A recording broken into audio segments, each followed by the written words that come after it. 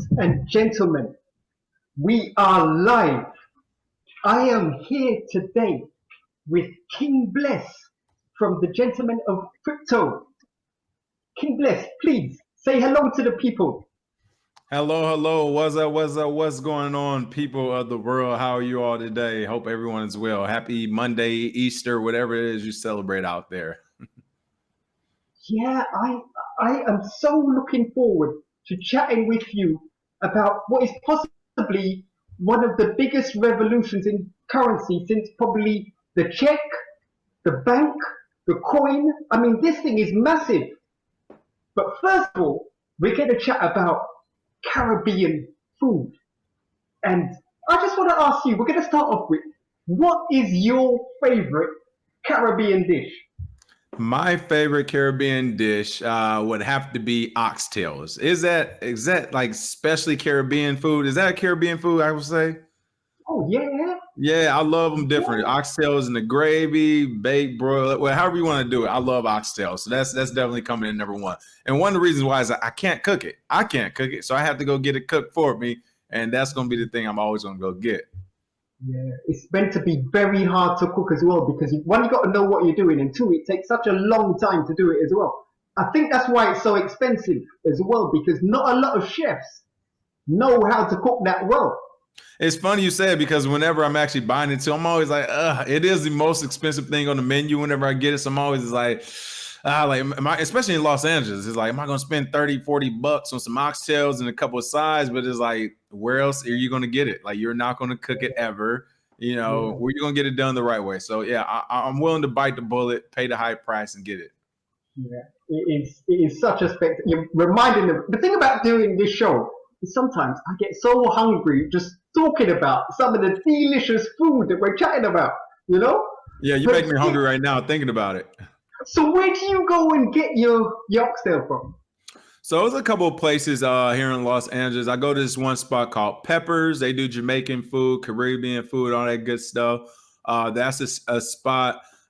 There's another one called Annie's Soul Delicious. It's supposed to be soul food, but also has like a Caribbean backed on it, kind of backing on it. So those are the two places I usually go if I want some oxtails. Okay, so Peppers, where exactly is that? I think they have a few of them, but mostly they're like in South LA. So like near the airport. So when you get off LAX, if you just Google Peppers, it's usually about 15 minutes right near the airport. You go drive over there, get yourself together, and you're ready for a good field trip. Oh, and they've got a few scattered around the area.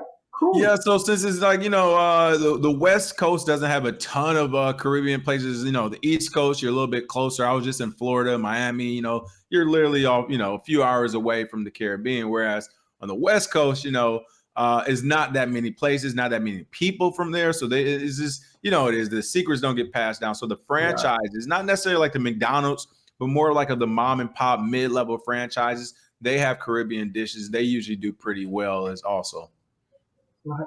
And the other place you said Annie's?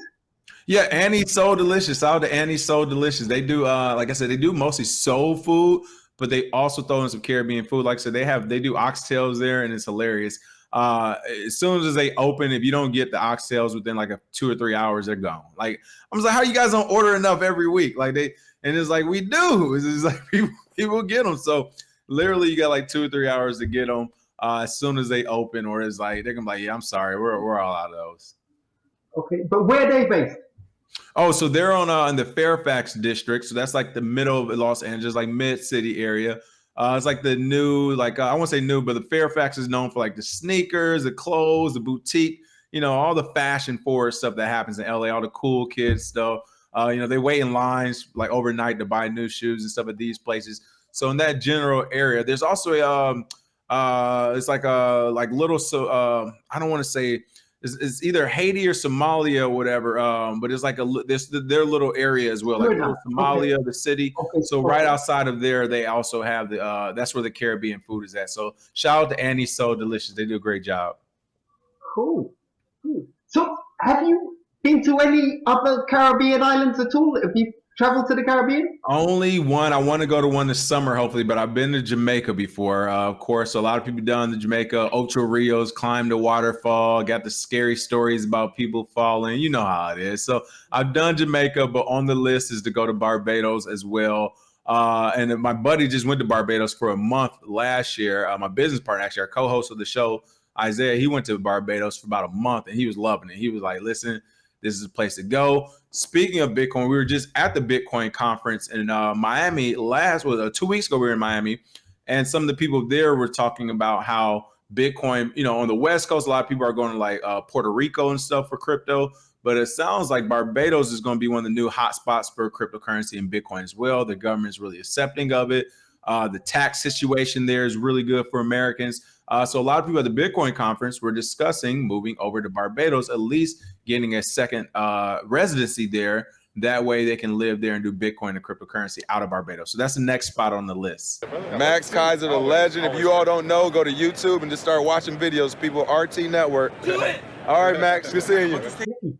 Okay. Yeah. So sounds like Jamaica, lovely place. I'm jealous. I want to go. Never been there. I've been to Barbados, but not really, just a pass through. So I haven't really experienced the island. They call that Little England, apparently, because it's really familiar with English heritage from there. But talk about heritage. Your heritage. Are you your parents, grandparents? What Caribbean island would they be from? You know what? Unfortunately, I come from, I'm originally from Detroit, Michigan. So that's a city here in the States. It's a crazy city, inner city, statistics, all that. But I want to know statistics. So unfortunately, I don't have like a strong lineage of where my family's from. I didn't grow up, speaking to my father and all that good stuff. So I come from a broken family. So it's one of those things where it's like the first time I get like a lot of money to where this guy's on TV with a lot of money. I want to do the whole ancestry and trace everything back to his roots since my family is broken. Right. I hear you on that. Well, yeah. Let's hope it's Trinidad and Tobago stuff. Well, but maybe you can help me. Where did so my family originally hails from Alabama.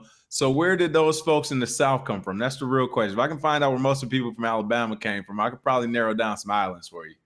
Okay. Well, hopefully when we do the edited version, we'll put some info on the screen. There we go. Yeah.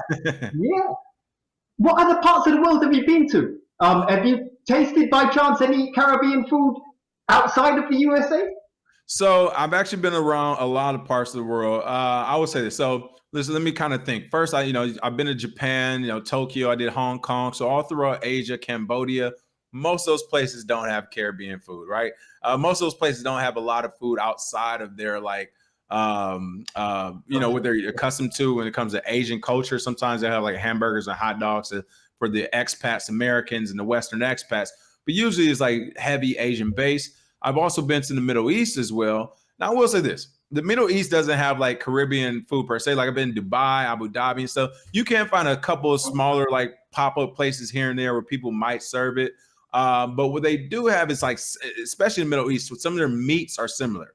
They season the meats differently, but they will use some of the same meats. For example, some parts eat goat, right? And I'm a huge fan of goat also because it's one of those things I wouldn't buy from the store. I don't cook on my own.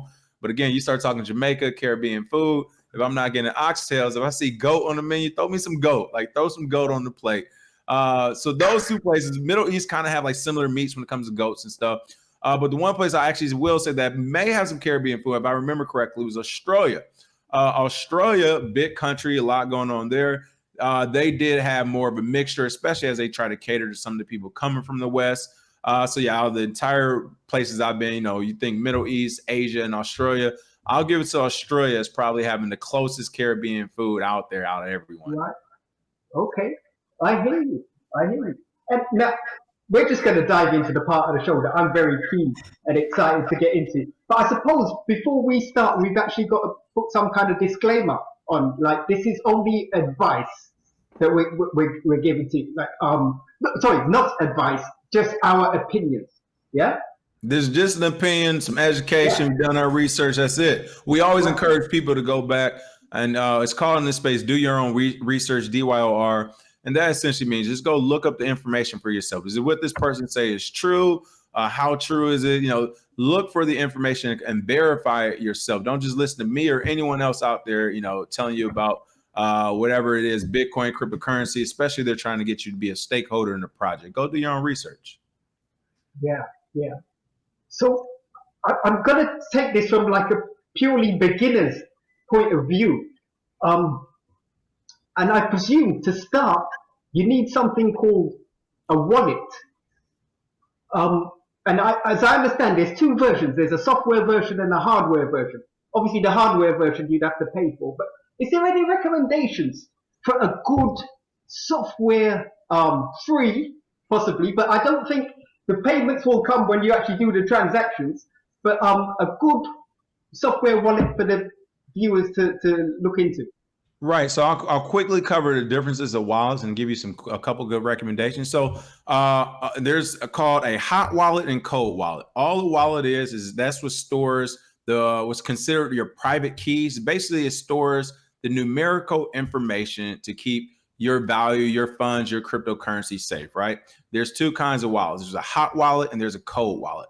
Hot wallet means that they're always connected to the internet, and cold wallet means they're not connected to the internet at all. There's also what's called warm wallets as well, which some warm wallets say it's on your desktop browser, where it's not connected to the internet, but it has the ability to be connected. So they consider that a warm wallet. So really quick, a hardware wallet, again, I actually have one in front of me. We have a deal with this hardware wallet. We have a campaign going. It's called iCoin Wallet. They're actually available in the Verizon store. But this is just like a simple hardware wallet. This is a cooler one. This is a brand new one that came out, so it's pretty cool. But I can essentially store my Bitcoin here and it'll never be on the internet, right? Bitcoin, Ethereum, whatever. So that's a cold hardware wallet. What you're asking about, as you mentioned, like a browser wallet, that's a hot wallet. So those can be apps on your phone or on your actual laptop or computer. Now, those what I would recommend, Cash App first. Cash App's doing a really good job where you can buy up to or as low as $1 of Bitcoin. A lot of people don't know that. You can buy just $1 of Bitcoin, however often you want on Cash App. And you can transfer it to another private wallet because even though it's in Cash App, technically they still own it. You want your own wallet. So one I can suggest is called Edge, EDGE, Edge Wallet. And that's available for your mobile device. All you got to do is throw an email in there and it signs you up. You don't need any additional information but an email. And that's how most wallets should work. They should only need your email unless you're doing buying and selling, and then they have to get further information from you. But the easiest one is Edge Wallet. Wow. Interesting. So, can people in the Caribbean, can they basically, because I heard you saying earlier Barbados, is that only Barbados or like anyone in the Caribbean? What do we need to get on into crypto?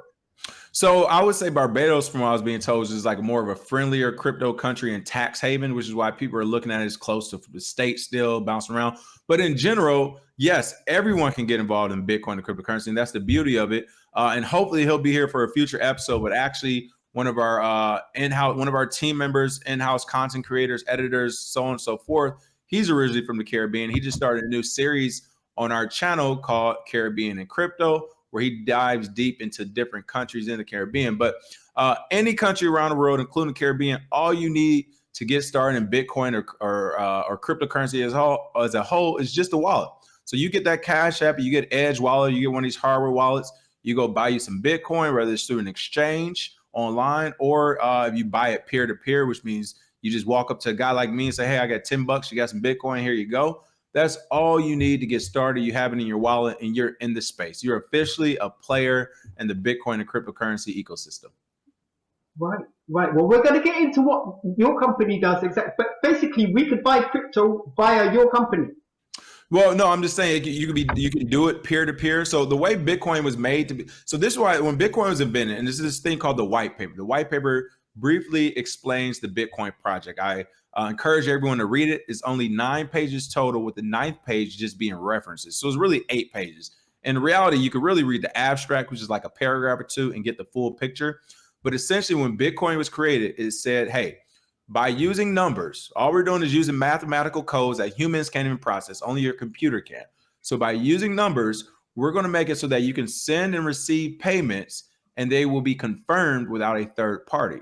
So the way it exists in the world today, if you were to send me money, or if I, especially, this is a perfect example. You're in Barbados or you're in the Caribbean, you're in the Caribbean and I'm in Los Angeles. So if normally we want to send or receive money, we could wire transfer, we could do a check, debit card, PayPal, all this other stuff. But if we send or receive that money, there has to be a third party. It's me, one, you're number two, and three, the third party, which is normally a bank, a government, a combination of both, or a centralized platform like, again, PayPal or something. That third party says, hey, yes, this person number one, King, has his money. Person number two, Eric is receiving the money, and we say these transactions are real. So that third party, a bank, a government, or a platform, is how usually payments are made. With Bitcoin and cryptocurrency, it's specifically Bitcoin, because crypto is a little bit different, but Bitcoin itself, it eliminates that third party. It's in the white paper. They're saying, hey, now person one and person two can send and receive money without needing a person three. We don't need a government or a bank. Why? Because when we send and receive, the numbers and the code and the contract is going to figure out if I really have that money and if you really received it. The numbers do everything. So I point that out. And perfect example, like the person on our team who's from the Caribbean, he goes home sometime and he's on the East Coast in the States. We have people in different countries.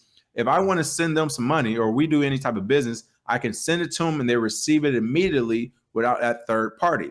So again, the way this whole thing was created was that just so person one and person two can interact. Now, the problem is if only person one and two, Eric and King, is interacting, then the government and the banks don't get their cut no more. Remember, this is how they make their money, by saying, hey, he has it, you can switch it. They don't get their cut.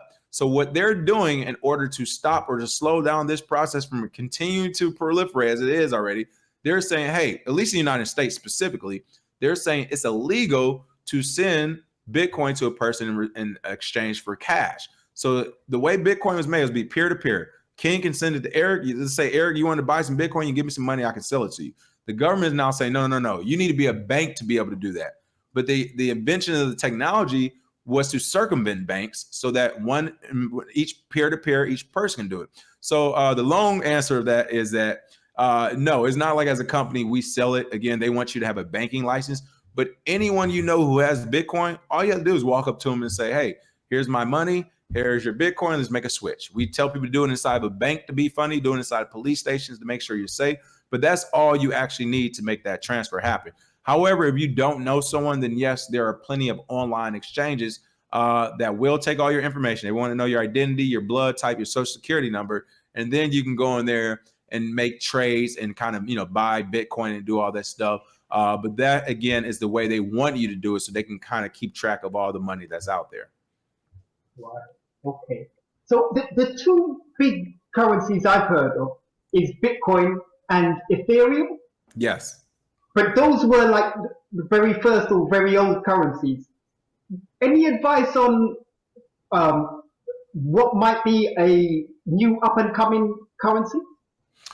So here's the thing. First, like when we say currency, we have to be careful. So Bitcoin is a network. There's a ton of things you can do on it. They call it the Internet of Money. Ethereum is technically more of a utility where they're saying you can use their platform to build smart contracts. And when you build smart contracts and they're executed, essentially they're being built and executed on the Ethereum blockchain, which means you need Ethereum in order for the contract to work, right? Like you need something to power this stuff. So it's Ethereum. Now it's becoming so popular and the cost is becoming high that people are saying, hey, we could also just use this as a currency. But that's not its intention. Essentially, the word cryptocurrency as well. So crypto comes from cryptography. All cryptography is the secure transmission of messaging. That's it. It is using a lot of numbers, zeros and ones on the internet, saying that, hey, this message can be sent. I can send you a text message and secure. That's why you have things like WhatsApp, Telegram, Signal. Some of these messaging apps are using cryptography. All cryptocurrency is saying, hey, instead of sending and receiving a message with cryptography, we're just going to take the crypto part and add currency. Now we're sending and receiving value to another person. So I make that distinction to say that a lot of projects out there, they're not being built to be a currency. People are trying to turn them into it because their value are becoming high, but a lot of projects are used to be a utility. So a couple things I'll say. First and foremost, I get why, because everybody wants to make those big gains in dollars and USD or fiat currency. People want to make more money, so they're looking for the next one. But the thing is, Bitcoin is here and it's built and it's beautiful. Everything after Bitcoin, including Ethereum, is just trying to do Bitcoin again. But Bitcoin is still here and is still stronger. So if you're like literally looking for a currency, Bitcoin is the best one out there. All right, especially when you start to consider that the world reserve currency, which is currently the United States dollar, many people, including myself, believe it will one day be replaced by Bitcoin. You're starting to see countries say, no, we're buying Bitcoin. And I'm telling you this because if you're looking for the next currency, that means you're going to spend more of your dollars and hope to make more dollars back. Whereas if Bitcoin ends up becoming the reserve currency, then it doesn't matter whatever else is in the market or however many dollars you have, it's going to be how much Bitcoin do you have. So I make that distinction so people can kind of understand when they enter this market. Are you here to make more Bitcoin or are you here to make more money? If you're here to make more Bitcoin, you really want to just be buying Bitcoin. If you're here to make more dollars, I get it. You're looking for the next biggest thing, whatever. Right now, it would be a tough thing to say. Just kind of looking at the market. Let me see what's some of the top ones out there. What's a good place to get news from on so the people can see them for themselves the latest information on the best currencies? What's a good place to source the news from? Well, CoinMarketCap is like a data aggregator. That's what we try to do on our show, Monday through Friday, 30 minutes. We try to actually just talk about the news, analysis, the top updates, and what's going on. But again, it's kind of the way you're wording, like what's the next big currency? I wouldn't even say the next currency, the next big project maybe. Some of the next bigger projects would be in the DeFi sector, decentralized finance, which is essentially you can do everything you can do with a bank without a third party online. So some of the tokens that are being created in that space, I think will do very well. Also, like what's considered a layer 2. So Ethereum is a layer 1 blockchain, but it's slow. So now other people have made these secondary blockchains to say, hey, we know how to speed Ethereum up. You just use ours. And then, you can use ours and our blockchain is the layer 2. You'll have faster speeds, cheaper transactions, and then it'll settle on the layer 1. So some of those layer 2s, one being like Polygon Matic, a lot of people like that one. Those are the ones that interest people as far as being like the next big currency, I guess, out there. This is so interesting. I gotta tell you, and the reason why I frame like this, so right now one of the top ones is like XRP Ripple, right? A lot of people heard of Ripple. They thought that was going to be the top currency. We called it years ago. We was like, they will only last like 3 to 5 years because essentially the government and banks are going to do what Ripple's doing. The only reason I bring up that point is because outside of Bitcoin and Ethereum, in the top 10 coins, literally they change every 6 months. Like every 4 to 6 months they change because everyone's trying to be the next best currency. The hype train comes, the money goes up. Some people get out in time and make money. Some people don't get out in time. But at the end of the day, Bitcoin is still number one because everybody's trying to duplicate Bitcoin. It's amazing. I can't wait to decipher all this information. But please tell us more about what the Gentlemen of Crypto, what you actually do, please. Yeah, so the Gentlemen of Crypto, it's our YouTube channel. All you got to do is type in the Gentlemen of Crypto or go online to the gentlemenofcrypto.com. We mostly started off consulting and being a source for education in the space. When we first got started, or at least when I first got started in the space, there wasn't any YouTubes or news articles and all this. It wasn't all the stuff you can read and learn about Bitcoin and crypto. It just wasn't there. Like it wasn't. So we started getting the questions from people we were consulting. Hey, every day, wait, what's this top headline? Well, is this going to be the currency of the future? Like what's happening? So what we do is every day, Monday through Friday, at 10 a.m. Eastern time, 7 a.m. Pacific, we get up and we go about 30 minutes talking about the top stories, top projects, top things going on in the news. And now actually we brought on about 20 new content creators where they're creating content for all parts of the cryptocurrency ecosystem 24 hours out of the day, every day. So we're trying to have like a 24/7 news cycle. In addition to that, if you go to our website, thegentlemenofcrypto.com, for people who just want to fast track it, this is so much to learn, but I want to get in the market. We have a masterclass. You can just go to the masterclass. I am happy to promote it because we've been selling this thing since last summer and it has been like good reviews for almost a strong year straight. But we teach everything in the ecosystem, top to bottom, how to buy, sell, trade, take margin, stop profit. We even teach you how to get your own loans. Listen to me now. This is the crazy thing. I love this about cryptocurrency in the DeFi sector, decentralized finance. We teach you how to get your own loan out of third party. Really quick, there's platforms online where you take your crypto, you put your crypto on the platform, you can get 80% back of that value as a loan. But the good thing is while it's sitting there, if your crypto goes up in value Once you pay back that loan, you can pay it back whenever you want, as long as you don't get liquidated. Basically, you don't go past that 80%. You can pay it back whenever you want. And when you pay it back, you have your original crypto. So when you're talking about home loans, car loans, college loans, or even on a smaller scale, some of my friends and I do, hey, maybe I need, $5,000-$10,000 to go buy something, whatever. I'm going to take a trip or vacation, but I know the market is where it's at, and I expect these coins to go up in value or whatever. Then, for example, I will put my coins on this platform. I will take the money out, spend it, and when I paid it back, everything that went up in value, I can take it and keep it. I keep the profit. So if I put 5 Ethereum up and I took 80% of that 5 Ethereum and pay my bills, I can come back, pay that loan off, and get my 5 Ethereum back at whatever value they're at. And usually it goes up in value when you do those loans. So we teach all that in our masterclass, top to bottom, which is why we promote it. That way, for people who don't want to take the time to learn, take all those crazy hours, they can just get a start to finish from us. It's about 12 hours, 14 modules long, too. So it's not a short one by any means. Excellent, excellent. Could you please give us the information about the Caribbean gentleman on your channel? For sure. It's called Caribbean and Crypto. I'll reach out to you as well. I already told him about this. I want him to definitely get on your show. Yes, man. He has to get on it. He was just with us in the Bitcoin Miami conference, and he brought one of his buddies from the Caribbean to the conference. They'd never been to a Bitcoin conference. So that was their first time. And then he did a follow-up interview with them as far as how it felt, with the Caribbean's outlook on it. So essentially what was formed on our channel is that myself, my business partner, we try to cover as much as we can every day. But there's also things we don't want to cover now because, we're in the place where we can't just talk about every project because it's almost like giving it a cosign. So we can't cover everything, nor do we have the time to as business starts to increase. So we decided to say, hey, we have all these different content creators. Leroy, who's on our team already, had already been from the Caribbean and been talking about it. So we like, hey, just make a show. Let's move forward. So he made the show. He's about 3 episodes in. Now it's been about 3 weeks, and it's going really well. Everybody seems to love it because it's a different part of the world that's actually into Bitcoin and cryptocurrency that have been seemingly ignored.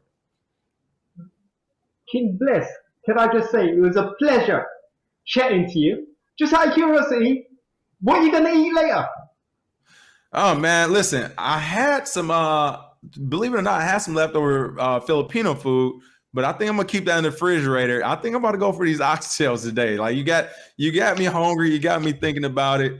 And listen, I eat mine. Listen, I eat mine so barbaric. I'm all getting all the juices out. Listen, My oxtail bones come back clean, people. Okay, I don't leave nothing, no grizzle, nothing. That's all coming with me. Okay.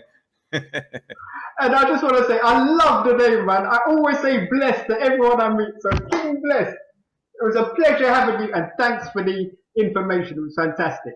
Thanks for having me. And again, look forward to the rest of the team coming on because we definitely going to be talking more Caribbean and crypto. Thank you. Blessings. Cheers.